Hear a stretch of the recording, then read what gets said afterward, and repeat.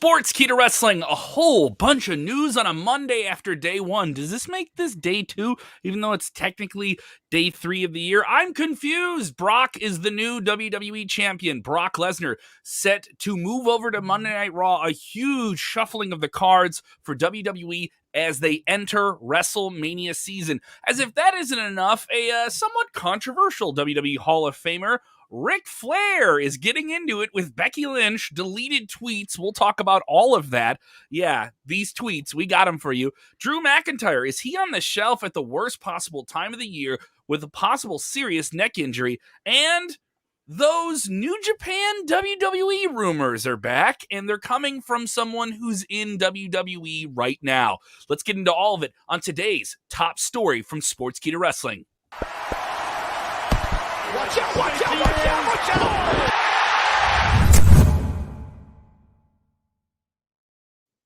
Watch out, watch out! What's up, everybody? I'm Kellam. That is Jose G and Jeremy Bennett in Nebraska, if you ask ya. Thank you guys so much. I'm a little washed out here on camera. Let me turn that down. Thank you guys so much. We are rolling off of the day one pay-per-view. If you haven't checked it out, you need something to watch before Raw. Maybe you don't want to watch Raw. Maybe you want to catch up on day one. Well, definitely check out our day one post show. Thank you to the thousands of people that checked out that show. If you just want to listen to the video feed of it, we have an audio version of it. Get our podcast, which is available on Apple, Spotify, and soon will be available on iHeartRadio. So we're going to be on another app as well. That live broadcast caught like wildfire, man. It was like 11,000 views the first hour, and it's like total like 35 right now. So thank you all for whoever tuned in on Saturday night to check out the sixth coronation of Brock Lesnar as WWE Champion. Yeah, I know a lot of you guys check us out on Facebook, but please subscribe to our YouTube channel. A lot of extra content you only get on our YouTube channel, specifically exclusive interviews with the biggest names in the business. We just talked to Drew McIntyre last week. We have news about him. That interview is up on the channel and a whole lot more. Other people already proclaiming that Brock is the New Day Killer. Nick Batson texting in saying he's the New Day Killer. So let's get into it. We have an update on Brock. He captured the WWE Championship last night. He was supposed to take on Roman Reigns. Roman tested positive for COVID. That Universal Championship match they've built up to for months is off the shelf. He gets added to the fatal four-way for the WWE Championship, defended by Big E, and pins Big E in a frenetic mayhem of a match, a really, really good match. I rewatched it this afternoon. I really liked it on a second watch around. But I do feel Big E didn't need to get pinned in that match, but he got pinned. Big E got to hold the title for a couple months. Some fans upset about it. But what is the future, Jeremy, of Brock Lesnar moving forward? Well, we knew, according to reports, that he was going to be on Raw tonight, but then just recently, thanks to Fightful, who usually can get an accurate time frame of what's going to happen on Raw, we learned that Brock Lesnar is going to kick off the show. So if you want to see Brock in his first appearance since winning at day one, you want to make sure to tune in right away to Monday Night Raw tonight on USA at 8 Eastern, 7 Central, because they're going to kick things off with the champion. And the alpha male of our species. Yeah, I do like that line, the alpha male. There's a lot of people saying stuff like that. So figure out where we're going to go. We got 4 weeks till the Rumble, so are we going to fit Big E's rematch in there before the Rumble and set up Lashley? And does he even get a rematch? Tonight on Monday Night Raw, the news broke a little bit ago. There's going to be a fatal four-way to determine who will face Brock Lesnar for the WWE Championship. I don't know if it's going to be at the Royal Rumble or if it's going to be at an episode of Raw. More than likely, probably Royal Rumble. But yeah, we're going to get the match that we were supposed to get last night tonight. Brock being Brock again, says Constance Hardy. Yeah, we got a very fun, loose Brock. He's actually posing now for fans at ringside, which is something you've never done, really. So that was interesting to see online tonight. I saw that. But you did have a lot of fans upset about this. I did see a lot of people still talking about day one into this morning. I'm going to say this for the fans who are upset about Big E winning the title. This show was sold out. This show was sold out because Brock Lesnar and Roman Reigns were going to have a match. And those fans still left that place happy, I think. That was not a quiet crowd. It was an active crowd. There were a lot more people excited about Brock Lesnar being the WWE champion than they were that, oh my God, Big E lost it. But it did make a big wow. You saw the air get sucked out of the room when he won. I'm not saying that it's not devastating if you're a Big E fan, because it is. It's worth noting some news following up on Brock winning the championship. Wrestling Observer saying the original plan if Roman Reigns was still in action is that Big E would have retained that championship in a fatal 4-way match. So this whole shuffling of the deck with COVID and Roman getting pulled, and he's going to be on the shelf now for like a week or two at most. Hopefully, if he has a simple fight with COVID, we're hoping the best for him. We have Jey Uso go on the record saying he thinks he's going to be all right. He's at home playing video games or something, just waiting this thing out. But you got some other people saying Big E was going to keep this belt. That's the word from the Wrestling Observer. That was my prediction. He gets bit by this too, man. Yeah, and actually WWE has officially make this the winner does face Brock at the Rumble, so they're not gonna try to speed things up here. The winner of that 4-way, they'll probably set up a quick little 3-week program with Brock Lesnar. I would assume it's going to be Big E tonight, but you never know. I think it's going to be Bobby Lashley, man. There's a lot of people want that. A lot of people want that. So there's a lot of chatter, man, that people are expecting this to be a Bobby Brock come at that was Royal Rumble. That was teased at the end of the night. First even time when ever, Brock man. won that That'll be title, first time ever. Yeah, a lot of people want it. A lot of people want it. So even when Brock won that belt, the last thing you saw on air was Brock holding that title and him making eye contact with Bobby Lashley. Did they get physical in the match? Yes. It's a match that people want. It's a match that people are talking about. And it is something I think WWE may hold off for WrestleMania. If I'm WWE and you're not doing Lesnar versus Reigns and you can do something different with Reigns, whatever that is, right? Maybe do it then. Come on. If you told me this was a match they're not going to do until WrestleMania, is anyone going to be upset about that? Well, we don't know when Reigns is coming back, so we don't. If Rollins tested positive, right? He tested positive a week and a half ago, and he was able to come back at day one. One would assume with the new protocols, he probably may be back this Friday. But Reigns is also a different case too, because he's a cancer survivor. So that's probably going to be a little more cautious. They may keep him off a little longer just to play it safe. Because cases are popping up everywhere right now, so they may want to keep him off the road until things cool down. And who knows who else is going to be affected by this, Yeah. So, that's worth noting. And so I'll say this. Everyone calls me a WWE apologist. I think WWE did the best they could in this situation and made people talk about this show the way they wanted people to talk about this show. I do think people are upset that Big E lost the belt, but I think people are talking about WWE in a positive light after a pay-per-view. All right? And that's something they need going into this time of the year. Yeah, well, one of the things that they wanted too, Kevin, is we've said it repeatedly here on the show, is that they really wanted to put a lot of focus behind day one. They wanted to make this a special show with all the shuffling of the cards and everyone just kind of like, staying home at last minute or be testing positive. Brock Lesnar being inserted in here. I think that was a nice surprise, and just like you said, his win last night sucked the air out of the building. I thought it was good. They did what they, and it's they, believable. They did what was best for business. It's believable. This is Brock Lesnar. You know what I mean? Like, absolutely. It's believable. Here's one from Mr. James Espanto. Fernando says Lesnar versus Lashley is money, as Vince says, look at that beef. Look at all that beef in the ring. What do you mean? What do you mean, Vince? That's my name, damn it. Joseph Austin bringing up some other things that could happen on the road to WrestleMania here with now Lesnar as the new champion here. It's worth noting, are we getting a Saudi Arabia show before WrestleMania? I've heard some people say that's a possibility. Sometimes those shows are only announced with about 6 weeks notice. Sometimes. Yeah, a lot of people are expecting a super showdown to occur. We should be getting one probably be February or March. It should be like maybe a month and a half before Mania. And I wonder if they're going to do that with Omicron though too. They're just going to wait and see if we're just going to keep this thing domestic. So there's a lot of moving pieces here. WWE sticking with it here. Christopher Ryan Cooper bringing up this Brock world title and how this kind of affects the whole road to WrestleMania. CRC saying Raw needs Brock rub. Brock is the new needle mover. Yeah, so that's a reference to this. Now I've already heard some people say this. Raw's been around the 1.5, 1.6 range. Here, you have Monday Night Football waning down here. Only a couple more weeks of that, right? How many more weeks, Jamie? You follow the fantasy. This is the final week because week 18, the final week of the regular season doesn't have a Monday night game, right? No. Yeah.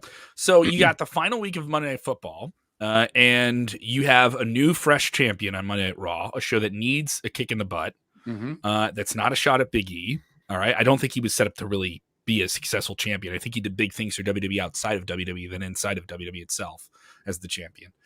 So kudos to him. I don't think Big E is going to fall all the way down the card too, by the way. I think this is going to be a different situation. I think he's going to stay in the top spot. I think he's going to be among the top guys like Kevin. I think he's going to be in like a spot similar to what Drew McIntyre has been. Yes, so, absolutely. Completely agree. And if maybe he gets that big meaty men slapping meat match he's always wanted with Goldberg, maybe he gets to have that. So that's a possibility.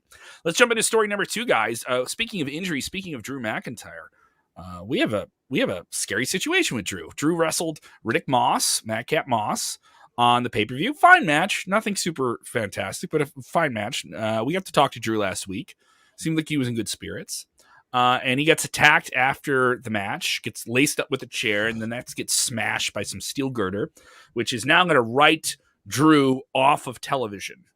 And there is some concern about Drew possibly having some type of cervical injury.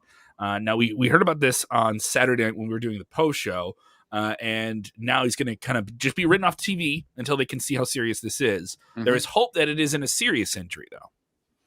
Yeah, no, you're absolutely right about that. Dave Meltzer is reporting that McIntyre has been dealing with some neck pain and neck issues for quite some time now, and that angle that we saw at the end of that matchup at day 1 is an angle for them to write him off so he can go and get it checked out. Allow him to get healed up. It looks like he's not going to need any major surgery, but still he needs to get checked out. I myself, I have neck issues. I have cervical spine neck issues. I know how bad and annoying and aggravating that can be, not just in the neck area, but with your extremities, your fingertips, headaches, constant headaches. It's a battle. And I know how cervical spine injuries can go. So they wrote him off. He's not going to be on TV for a while. So we just have to sit tight and wait and see if he's going to need that neck surgery or not. Yeah, if it's the way it sounds like, if it's just going to need time to heal, if it's just minor, I'm going to say they're probably going to keep him off TV. He returns at the Rumble. Hopefully it's nothing more major, because obviously neck surgery usually means 9 to 12 months on the shelf. So hopefully it doesn't lead to that. But I would assume that if it's not as serious as they think, probably expect him to be off TV, come back at the Rumble to a big pop. Todd there, who just popped up on screen. If you're with us, go ahead, comment on the stories and get on screen if you're with us live. If you're with us on demand, don't worry. We jump into the conversation with you guys as well. Todd want to know, do you think Drew will be out until WrestleMania? I hope not. I hope he's able to perform at WrestleMania. If it's not serious, I think they give him 4 weeks off. He should be, if he's good, if it's just healing, I think 4 weeks off should be good, and he'll be good to go come Royal Rumble. But that you go under the, you get a look at here, and they say, "Oh no, no, you got to get." If it ain't better coming up on the week of the Rumble, then yeah, he's gonna have to probably have a specialist look at it, and then it might have some bad news.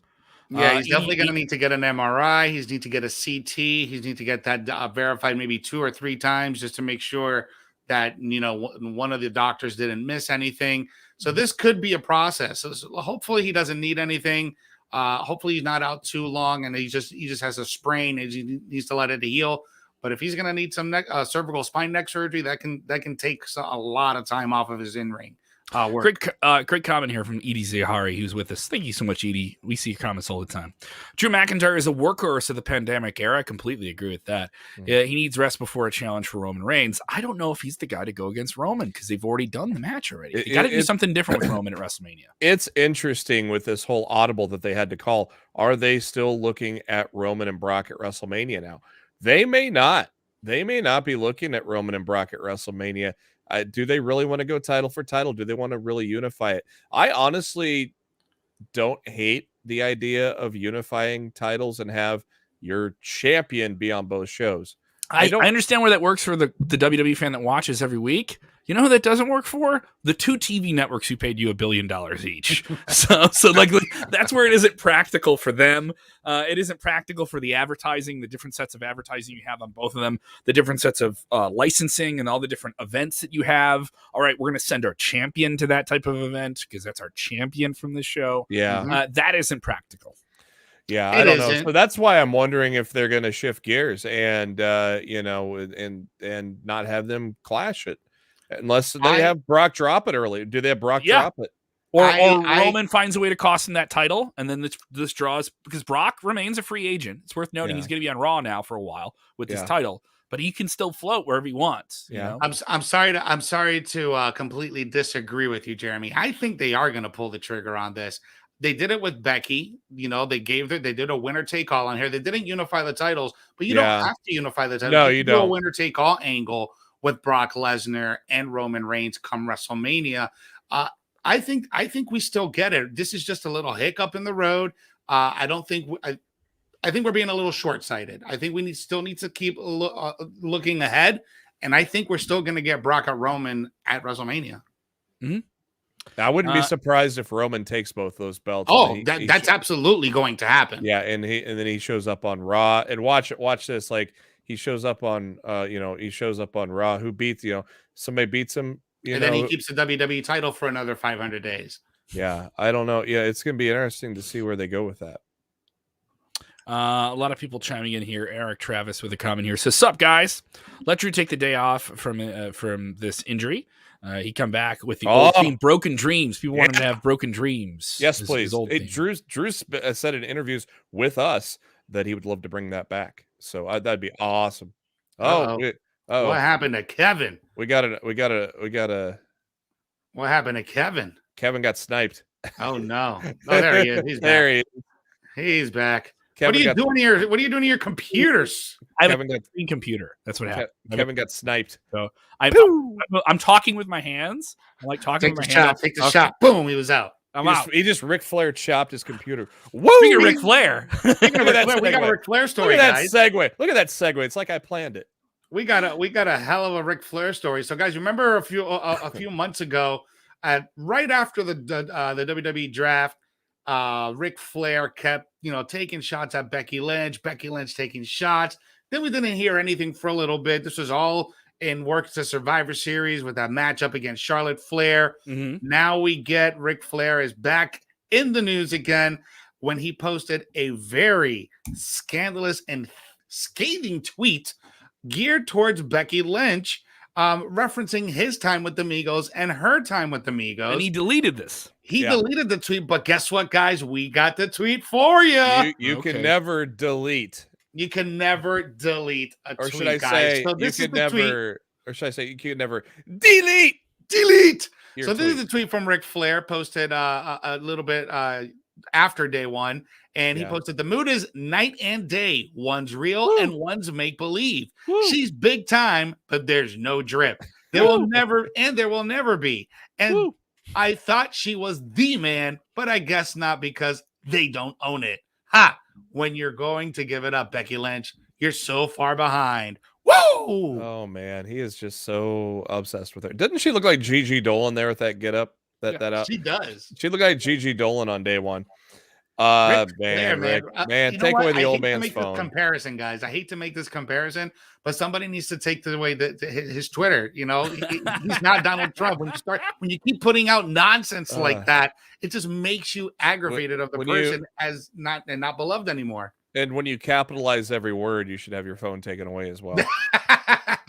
Grammar police. Why the hell why is it? You have to purposely capitalize every word. He wants clout. He just wants to get some clout so he can get people to go see his Woo Uncensored podcast. That's exactly what it's all about. This is what it's all about, Kevin. Kevin, what do you think about this story? That's what Bischoff does, I don't know, man. It's just Rick. It's Flair being Flair to a degree. I don't think it's offensive. I don't think it's like if you're a Becky Lynch fan and you're loyal to her and you got for internet phrase heard about this. You don't know Ric Flair, right? You just don't know Rick. I don't know but there was some allusions there to the legal matter that Rick felt he had about the term "the man" as a wrestling. So he's always going to have this grudge with her, no matter what. So, and then there's the issues between Charlotte and Becky, which are real. So there's just a lot there to just gossip and speculate about. But I don't want to get lost in the weeds on it because it's just Flair being Flair. It's just Flair poking the bear and making some noise and cutting a promo and pay attention to me now on the internet because now he's an internet personality. That's what he does now, and like there's a lot of people love him for it still. Yeah, I think this is just interesting because you know how the entire internet wrestling community gets up in arms about anything that's just deemed a little bit offensive or a little bit too too out there. So I thought that was funny and hilarious because it was Becky Lynch who really started this. Becky Lynch is the one that takes the picture with Migos, and she says, she's like, "Oh, it's time for big time drip." Yeah, I think she was poking that bear. Absolutely, she was poking that bear, guys. Come on. You think Flair's not going to go out there and not respond? You better think something else, man. Oh my God. Mike Southard saying Flair is desperate to try and stay in the spot. I wouldn't say he's desperate. You know, I would say he just wants to be. Oh yeah, I did. They sampled my voice on the Amigo song. I did a music video with them. Like that. That's and to Bad me. Bunny. And Bad Bunny. I don't think it's that big of a deal. Like, you know what I mean? Like, it's something. It's silly for sure. But I don't think it's not the worst. It's not the worst thing Ric's ever done. You know what I mean? Like, no. Yeah, it's not the most ridiculous thing he's. The worst thing he's ever done is probably undocumented. So yeah. So hey, don't get me in trouble, dude. Don't get us in trouble. We don't need that heat. We don't need that heat, Jeremy. Let's get into our story here. This one is interesting here. I've gotten into arguments on this channel with people about whether or not in 2020 WWE was actually talking to one of the largest wrestling promotions in the world, and this may shock people that don't follow it, but New Japan Pro Wrestling is. I would likely say on a global scale, they are probably the number 3 company in the world in terms of putting on wrestling and sports entertainment stuff. And they're going to run the Tokyo Dome tonight. This will be night 1 of Wrestle Kingdom. And one of the biggest stars ever come out of New Japan Pro Wrestling, you can see him there on screen, is Shinsuke Nakamura, now featured as the Intercontinental Champion, sometimes featured as the Intercontinental Champion on SmackDown. He's still on the most watched wrestling show. And so he has gone on the record recently is saying he wish that New Japan Pro Wrestling and WWE had some type of relationship. They don't have an official one. They did discuss it. It was on the table. This is something that Daniel Bryan confirmed as he left WWE and returned to his original Bryan Danielson moniker, that was part of the deal. Part of the deal for him potentially signing a new deal with WWE was allowing him the freedom to go work a big match or two in Japan. And this is something I've heard that some talent from major companies want to do. There's some talent from All Elite Wrestling that wants to do it. Now, we've seen New Japan talent featured on All Elite Wrestling, and they apparently have some type of working relationship, and Tony Khan has gone out and said it. And Tony Khan lost his mind on social media when he heard about WWE and New Japan potentially talking to each other. So, what do you think of this statement here by Shinsuke Nakamura saying he wishes there was some type of relationship between WWE and New Japan? It's certainly intriguing, especially this time of year. Absolutely. I think this is going to raise a lot of eyebrows. You know, Wrestle Kingdom's going down between tonight and tomorrow. Royal Rumble's right around the corner. WrestleMania. You want to have you want to really make hardcore wrestling fans lose their mind. Yes. Yeah, and Shinsuke is specifically mentioning the 50th anniversary show, which is in March, actually, March 1st and 2nd. He would like to be able to go. That's the one. Yeah, make an appearance or something like that. Yeah. Obviously, though, in the quotes, he's talking about how things are still high. I mean, obviously, Japan is shut down, basically. So completely different quarantining rules there, too. Yeah, and there's no guarantee that that's going to be cleared up in 2 months, hopefully. But you never know. I mean, there's already plans of not going to the Olympics and things like that. Like the hockey, the NHL players, they said they're not going to be going to the Olympics. So, it's probably not going to be much of a change in the COVID rules from now to 2 months from now. But Nishadi Jawa, who's with us all the time, says he wants WrestleMania Kingdom. A whole week of wrestling. Right, 4 days of nonstop wrestling for 8 hours. And we're being reminded WWE and New Japan have had working relationships in the past. Yeah. They've done stuff before. Antonio Inoki had they had a title called the Martial Arts Championship, which if you look that up is such a trivia question because it was really only defended by Inoki, and it was just a championship for WWE to use when they went to Asia. They have done super shows with different promotions in Asia before, and WWE has, I think WWE could do some huge things in Asia with New Japan as a partner.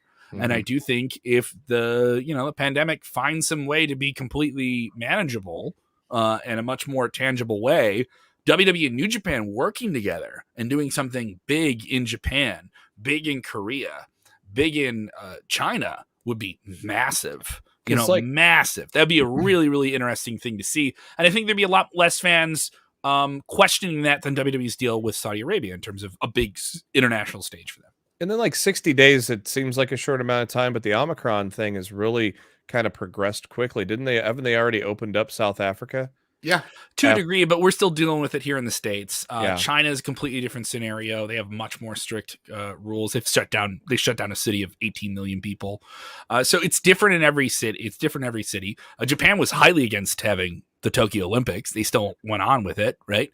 So it's different wherever you are. But I mean, in terms of WWE having some type of relationship with the promotion, this is something that lines up with what Nick Khan wants. He's the president of WWE. Is he doesn't want the perception that WWE doesn't play well with others, which has been in place for the last 20 years since they bought WCW. They buy up stuff.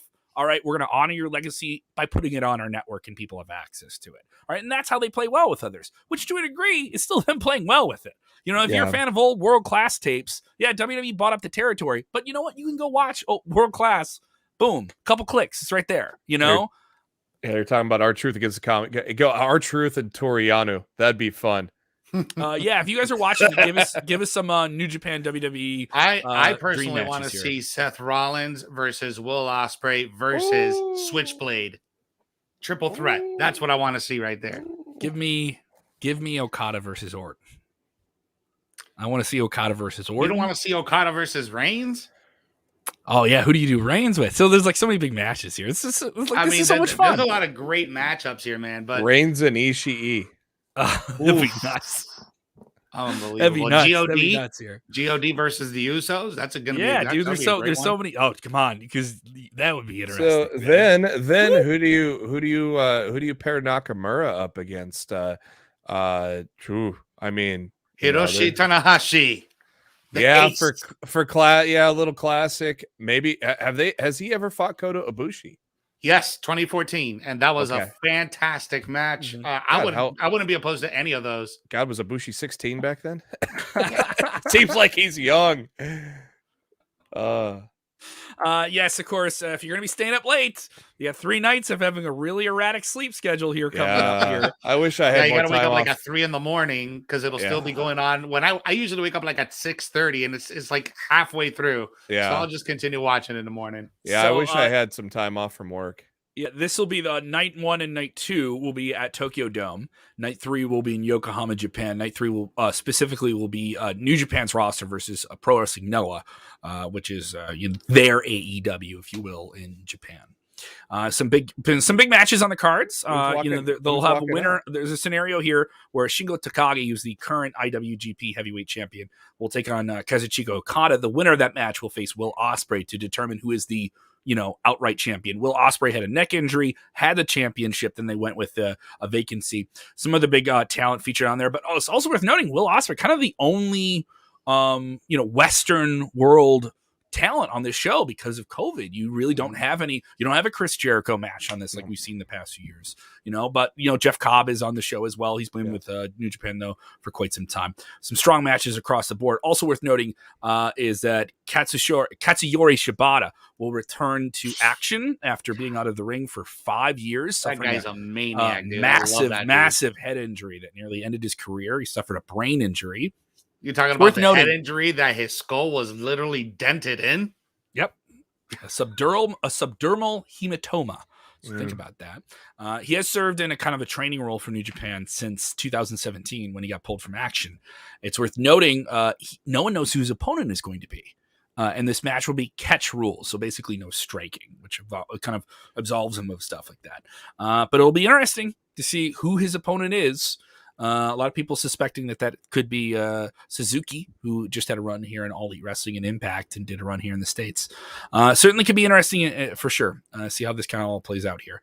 And we'll keep an eye on it at sportskeeda.com and give you the latest results if you're kind of waking up in the morning and want to know what's going on with it as well. Who walks out with the title? Out of the shows in general? After night 2, who's walking out of it? I think Okada. I think it's going to be Okada, Ospreay, and Okada wins. if New Japan wants to do some stuff in the States in 2022 that's bigger than what they've been doing, they have New Japan Strong. They have they kind of have like a whole other camp and a digital show there that airs on New Japan World. That's also where you guys will be able to get to watch Wrestle Kingdom as well if you're wondering where it's going to be streaming. If they want to do something big in the States, I think they go with Ospreay. Not to say that Okada couldn't do that, but I think Ospreay has a certain marketability. A marketability around him right now. Absolutely. He's kind of right. He's kind of riding high on some things. He made the news today, kind of jumping into the conversation that a lot more people are having about mental health in the last 2 years. And he's saying he's going to pledge to not be negative and hateful on social media. And furthermore, he says any of his major matches for New Japan, he's going to donate a portion of it to a mental health charity in England, which I thought was very noble of him to do that, especially a guy who's playing at his level. That's pretty impressive here. Thank you guys so much for checking out the channel. I'm busy. I just announced this today. I'm going to be opening up for Marilyn Rice Cub of It's Always Sunny fame. And you've also seen her on 24 on Fox. I'll be opening up for her at the Market Lounge. Hilarious. I've gone to her shows, stand up, front row, talk to her after the show. She is an incredible person when she's not on stage, but she is hilarious. So I'm excited for you, Kevin. Thank you. Yeah, I'm going to be opening up for her coming up on January 22nd. That's going to be in Valparaiso, Indiana, at one of the best comedy clubs in the country, the Market Lounge. And thank you so much to Mr. Webb out there for helping me out with that. What are you busy with, boys? Get your plugs in. Well, I'm still on hiatus, guys, on Ric Into Wrestling. We don't come back until Royal Rumble week, but you catch me every single day here on the Top Story. What a good week to hop back in, too. I know. Yeah. That's our anniversary. Our anniversary is Royal Rumble, so it makes Ours it too. easy to remember. Ours too. That's crazy. So make sure you go ahead and give us a follow at Ric Into Wrestling on YouTube, Twitch, and on Facebook. Go ahead and give me a follow on my socials on Instagram and on Twitter at Jose G Official with the underscores in between. I'm always posting stuff up there, so go ahead and give me a like. Thank you guys so much. If you guys are watching, by the way, we want yeah. Kevin, you cut off Jeremy. How rude! I'm sorry, of you, Jeremy. I was going to ask people, tag your friends, by the way, in the comments. That's something that's been helping us out, by the way, before I sign off. Go ahead, Jeremy. I'm sorry. Go ahead, Jeremy. My podcast, Lost the Midcard. We've been on a hiatus for a couple of months now, but we are going to come back this week sometime.